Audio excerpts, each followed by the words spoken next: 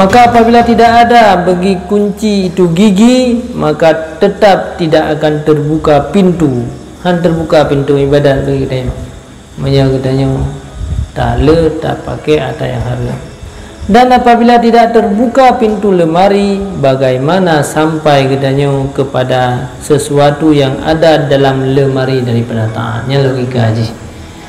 Jadi taat ibadahnya kalau simpan dalam lemari, yang kunci lemarinya adalah doa, mohon doa. Kemudian yang ego-ego adalah ada yang hadir.